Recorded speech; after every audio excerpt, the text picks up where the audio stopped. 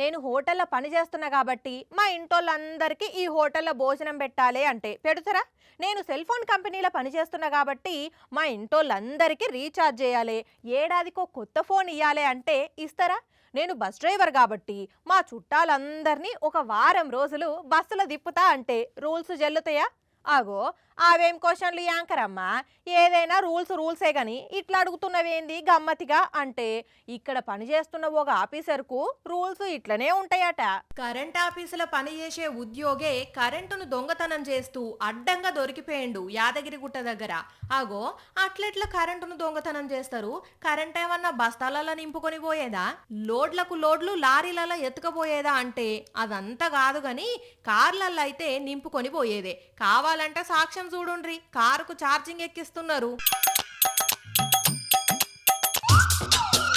ఇదేందా officer గారు, మీరు current ఆఫీసులో పనిచేస్తే ఇట్లా ఛార్జింగ్ పెట్టుకునే రూల్ ఉన్నదా అంటే ఏమంటున్నాడో చూడుండ్రి ఫోన్లా. మా డిపార్ట్మెంట్ స్టాఫ్ అమ్మవి అట్లా ఎవరైనా పెట్టుకోవచ్చా సార్? సెల్ ఫోన్ ఛార్జింగ్ లేదని చెప్పి ఛార్జింగ్ పెట్టుకోవట్లేమా? అట్లే పెట్టుకుంటారు. కార్ కింద ఛార్జింగ్ పెట్టుకోవచ్చు అన్నట్టు పెట్టుకుంటారమ్మా. స్టాఫ్ వర్క్ తీసుకున్న వాళ్ళు పెట్టుకున్నారు, ఆఫీస్ లోనే పెట్టుకుంటున్నారు. అవ్వర బిడ్డ, ఇన్నారులా సెల్ ఫోన్ ఛార్జింగ్ పెట్టుకోగా లేనిది కారు ఛార్జింగ్ పెడితే ఏమైంది అని అంటున్నాడు.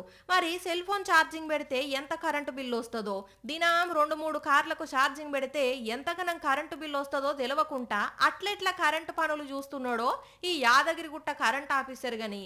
ఈ వీడియో ఇప్పుడు సోషల్ మీడియాలో మస్త్ అంటే మస్తు వైరల్ అవుతున్నది పోండ్రి. కానీ గమ్మతిగా ఉన్నది పోండ్రి ముచ్చట.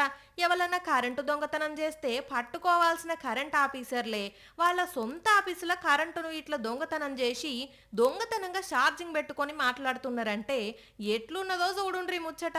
కొందరు గవర్నమెంట్ కొలువు చేసేటోళ్లకు ఇట్లా నడుస్తున్నాయి, ఏమనలేము.